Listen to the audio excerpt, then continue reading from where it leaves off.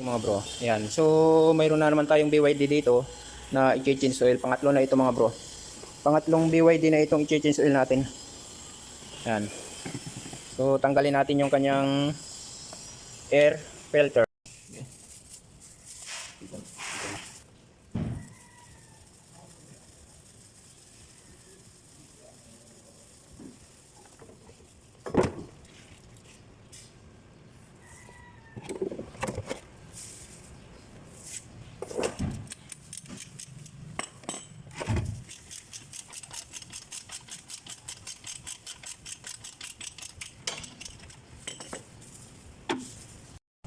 Ito ang kanyang oil filter.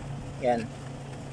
So ang number niya 41415 C415. Yan. Okay. Itong kanyang orig. Anong nito? Bali parehas lang naman yung yung butas niya sa gitna saka yung lapad ng kanyang oil seal. Yan. Yung kanyang gasket. Dito lang sila nagkaiba dahil anim lang yung butas nung ipapalit natin. 8 to 8. Yan. Okay? Pero okay lang yan. So ayun na, nakakabit na. Ayan mga bro. Ayan.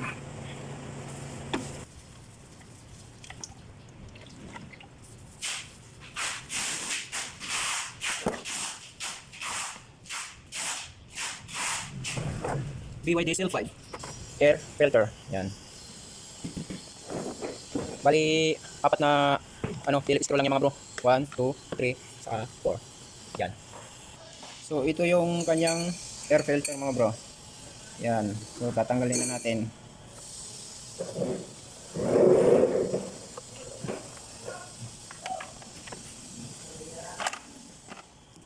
Yan. So yan mga bro. Konting hangin lang.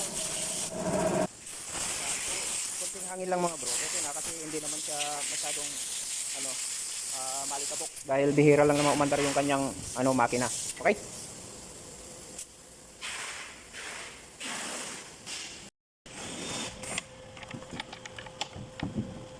So yan, ibalik na natin. Si process lang. Yan.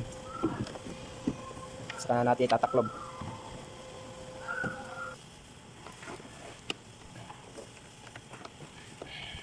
Tapos higpitan natin.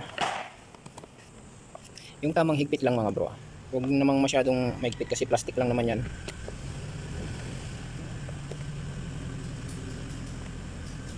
Yan.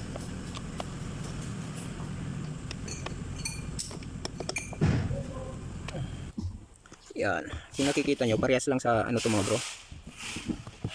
Isuksok nyo lang yan din. Yan. Yan. Tapos lagyan na natin yung tabik nya. Yan. Susok nyo dun.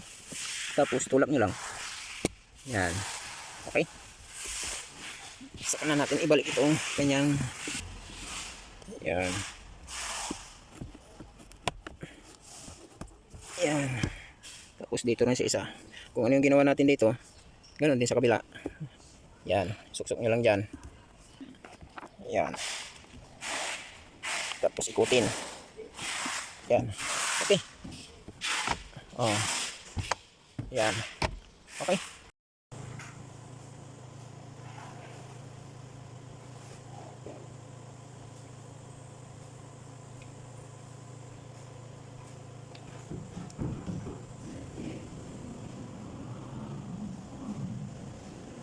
BYD NOB 4417. Yan. Ito ang langis natin. It's pure. Yan. Natron Eco 1 0W20. Yan. From BYD.